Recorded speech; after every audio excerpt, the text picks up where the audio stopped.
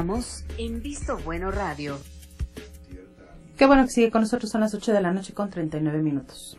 Y bueno, pues ya que estamos con el PAN y ahora vamos con el PRI y también con el PRD, ninguno de ellos se salva, ¿eh? Las cosas de veras están en total decadencia. No es posible que ahora se alíe un calderonista con el grupo radical conservador, ultraconservador del PAN. El Yunque. El Yunque. Y Juan Manuel Oliva, que es, bueno, tiene fama de operador electoral del PAN, ¿no? Algo así como un mapache azul nacional. Y que como gobernador de Guanajuato, hay que recordar, digo, es viejo rival de este estado, Sí, pero con trampas. por la refinería. Sí, ¿Ustedes se acordarán del caso de ¿Quién pastas? la perdió ahí? Se acordarán del caso de cereales y pastas finas, ¿no? Sí. Esta empresa fantasma que lavó 1,000 millones de pesos. 1,000 millones de pesos del erario de Guanajuato que quedaron bailando porque hoy los terrenos valen nada. Nada esos terrenos que se compraron. Entonces, esa es la dupla que le va a pelear a Gustavo Madero la dirigencia Y nacional que del PAN. cínicamente están contratando a... Manzanera. No, se queda chico. No, a un español que viene porque es el número 1 en guerra. ¿Quién, Antonio Solá? No, ya no. Antonio Solá ahí se quedó de niño. Ya lo mandó matar. Ya hay otro Sí, peor. no, hay otro peor. Joseph Goebbels. Entonces, ¿qué van a hacer? O sea, ¿peleas entre ellos? Yo ahí sí quiero hacer una acotación en defensa de la dignidad política, que tiene que ver con que ahora a cualquier tarugo con una bolsa de billetes le llaman operador político. O sea, vaya, esto de atribuirles cualidades o habilidades especiales a gente como Oliva, que bueno, tuvo un manejo de lo más desaseado, o sea, concursos por becas Sí. que ganaba la hija, por ejemplo, una serie de atrocidades brutales, pues digo, la efectividad solamente se le puede atribuir a la manera de repartir dinero. Y que durante muchos años se dedicaron a criticar eso en el PRI. Y entonces ahora estamos viendo que está saliendo 1,000 cosas, ¿no? Bueno, está haciendo su esfuerzo el sucesor de Oliva en hacerle sombra. Fue el que le regaló un balón al niño que no podía caminar. Sí. Pero así se las gasta. Te recuerdo. Pero del otro lado está Gustavo Madero, va como secretario general o candidato a secretario general Ricardo Anaya, que tiene, pues yo me atrevo a decir, los bonos mejor valuados en la política nacional. Hoy el todavía presidente de la Cámara de Diputados hizo un muy buen papel, es un chavo muy abusado, preparado, muy capaz, hizo un buen papel en la Cámara de Diputados y creo que Madero hace bien en juntarse con él, al menos para efectos mediáticos. Madero creo que en 2 años reconstruyó la figura y la imagen que muchos tenían o teníamos de él. Al menos la definió. Yo a Madero sí lo veo como un operador político. Madero sí lo veo como un operador nato, de crear estructuras, de armar los estatutos a modo, un tipo que supo hacerse del PAN cuando todavía se lo disputaba alguien que vivía en Los Pinos, lo cual no debe ser nada sencillo. Alguien que todavía, y desde un exilio medio raro en Boston, y luego regresa y dice, lo que está buscando es hacerse del partido para continuar con un proyecto político, el calderonismo, con un proyecto político al que, en su opinión, asumo, 6 años parecen muy cortos, ¿no? Lo que tiene que definir Acción Nacional, esa creo que es la pregunta de fondo para ellos, es si el futuro del PAN tiene que estar vinculado al pasado del PAN. Yo de repente los oigo con una nostalgia.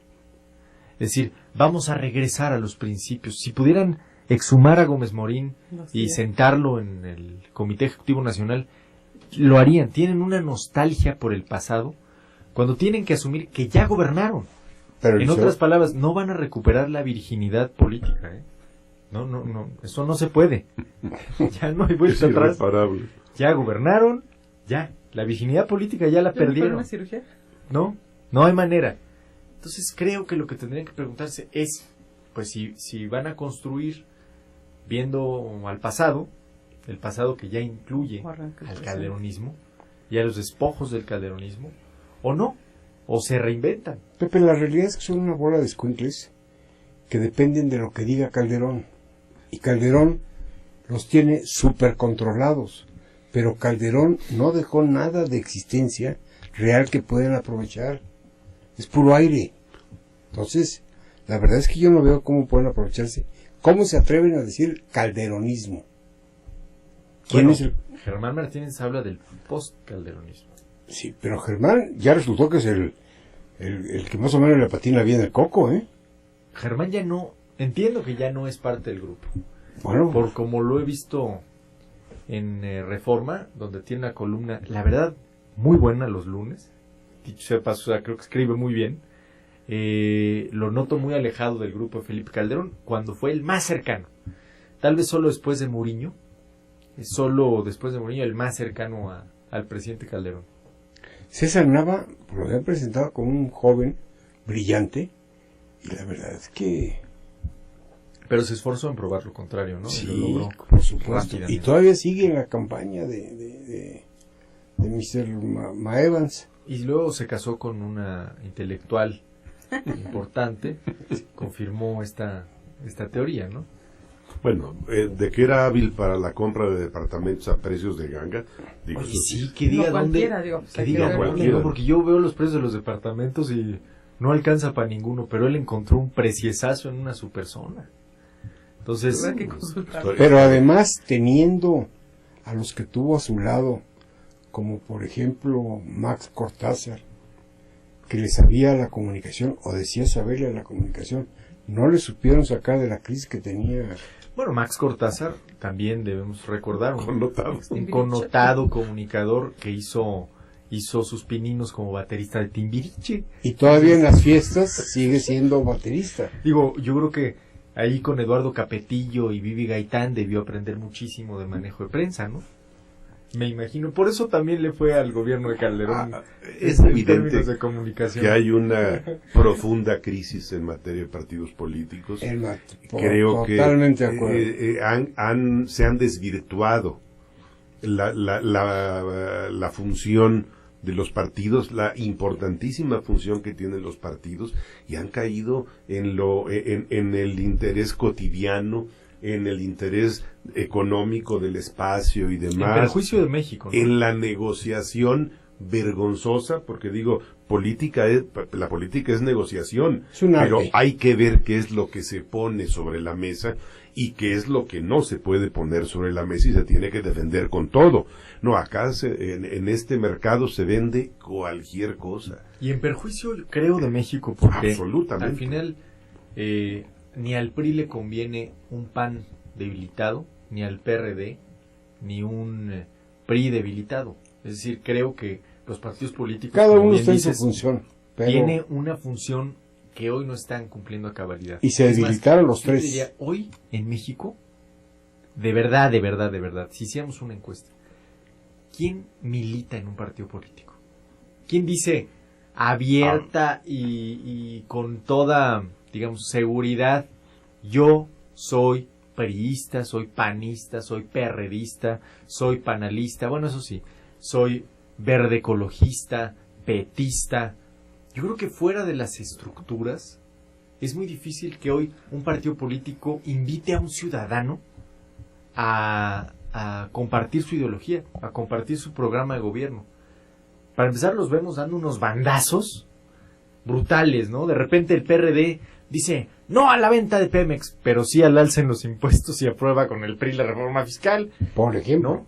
Entonces, creo que los partidos están lo suficientemente lejos de los ciudadanos como para que este ya sea un país donde sea muy difícil, ya no digamos militante o simpatizante, coincidir en algunos puntos con ellos. Lo que es verdaderamente trágico cuando partes de la base que constitucionalmente el partido político está definido como la vía de participación del ciudadano en la vida pública y la constitución de la representación de la nación. Y sin reglamentación para y las es el espacio para hacer ciudadanas, política. y sin reglamentación para las candidaturas ciudadanas, la única.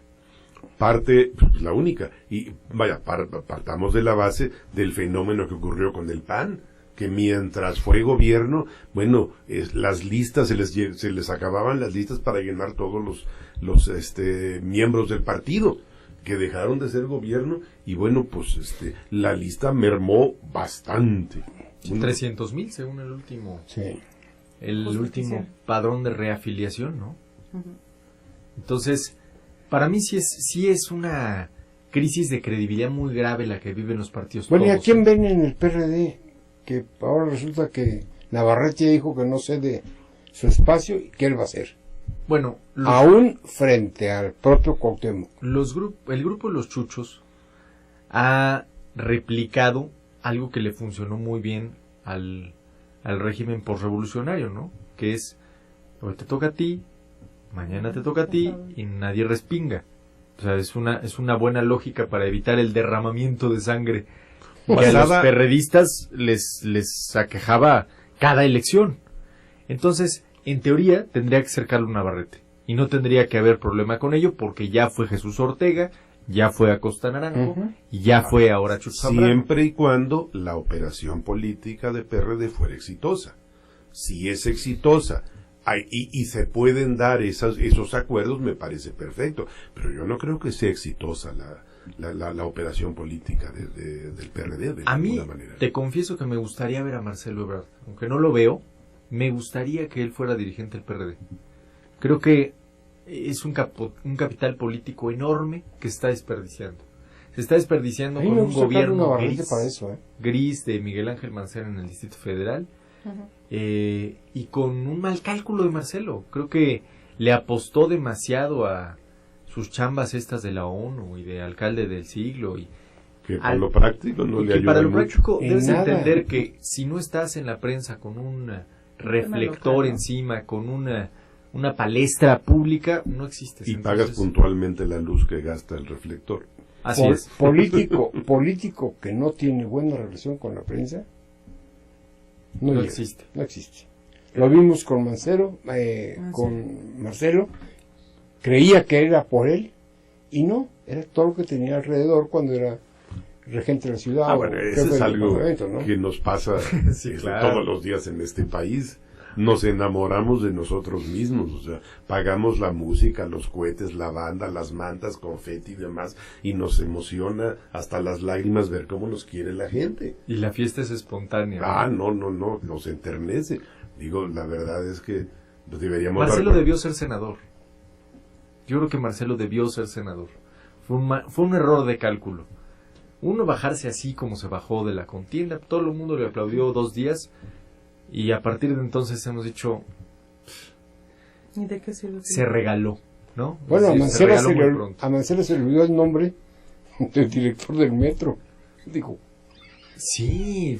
pues eres hombre. Bueno, te confieso que yo lo vi en las mangas del chaleco. Sí. Porque le quiso decir a Joel Ortega, agradezco la presencia del director Del Cuevas. metro. Cuevas le acabó diciendo. Entonces, pues es parte de este seguimiento diario que le dan los políticos. Pero en el PRD, yo creo que si no hay sorpresas, va a ser Carlos Navarrete. Porque tampoco creo que la salida puede ser Cuauhtémoc Cárdenas, ¿no? Es decir, está bien regresar a los orígenes y el ingeniero tiene una imagen que está más allá del bien y el mal, ¿no? Estoy de acuerdo. Sí, pero es el líder moral. Pues el futuro No del deja de PRD ser Cuauhtémoc justamente el líder Cárdenas. moral. A mí sí me gusta ¿Quién? Cuauhtémoc. Cuauhtémoc como única fórmula para una... Pero ya no le hacen caso, ¿eh?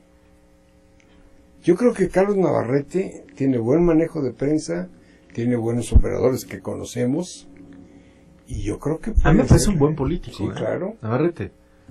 Yo lo he escuchado defender al PRD, que ya decir algo en la radio, y mira que lo defiende bien, ¿eh?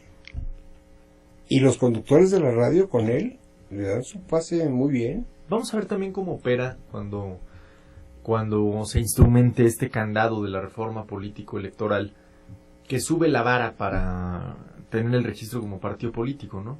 Porque hasta hoy los partidos siguen siendo en buena medida, o al menos la nueva partidocracia, la chiquillada, como comúnmente se les dice, pues ejemplo vivo del clientelismo, ¿no? Del corporativismo, la facilidad con la que el PANAL hizo su partido, la facilidad de Andrés Manuel, la existencia todavía del PT, que digo, hace poco todavía pagaba desplegados a favor de Kim Jong-il y Corea del Norte. Vamos, viven en otra dimensión. el verde, que es todo un caso, ¿no? De estudio. Bueno, pero pues digo, el problema es que mientras no se resuelva de fondo el problema de la democracia, pues vaya, ya no va a haber partidos chiquitos, se van a vender tiempos compartidos, Claro. como en el caso particular la telebancada que tiene el PRI, que es una concesión que hizo el PRI a los grupos de las televisoras.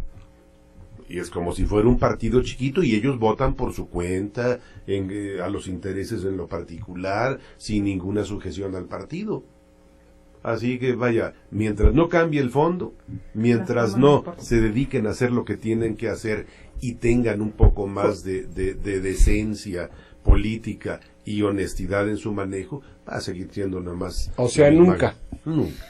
Pero mi pregunta ahí es, regresando un poco al tema del Chapo y de las marchas ciudadanas, ¿el problema es de los políticos o el problema es el ciudadano?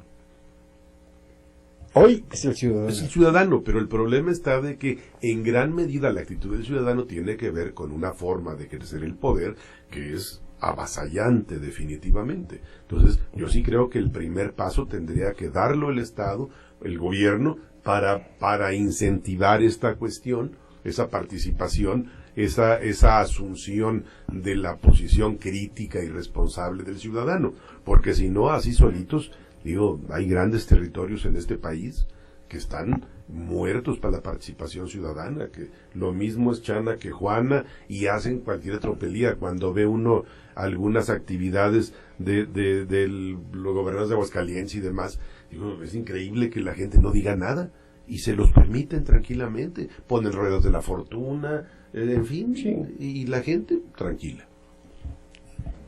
Pero yo quisiera detenerme en lo de los ciudadanos. Es decir, ¿qué se necesita hacer para que el ciudadano reaccione? Pues la confianza en sus autoridades, la confianza en sus partidos, y cada vez nos alejamos más, porque hoy ya nadie habla que es priista de hueso colorado, ya nadie dice que soy panista. No, aquí lo estamos viendo, bandazos, perredistas. ¿Me pues ya se arrimo al confunden. gobierno o no me arrimo al gobierno? Sí. Esa es la idea. ¿Qué intereses me mueven para ver de qué lado estoy? Sí, y entonces ya no hay una definición exacta de qué es lo que se quiere. Ya no existe la ideología.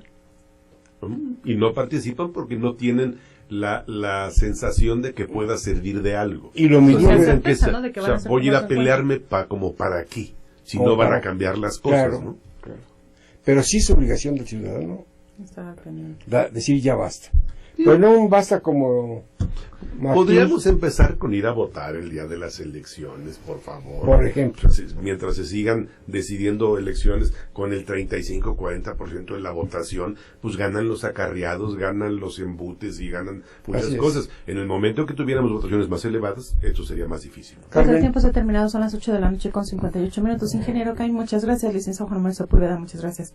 José Luis Antón, Gracias. a usted que nos hizo favor de sintonizarnos un lunes más, le agradecemos, que tenga excelente inicio de semana y recuerde, maneje con cuidado y nos escuchamos el próximo lunes en punto de las 8 de la noche. NQ La Superestación presentó Visto Bueno Radio.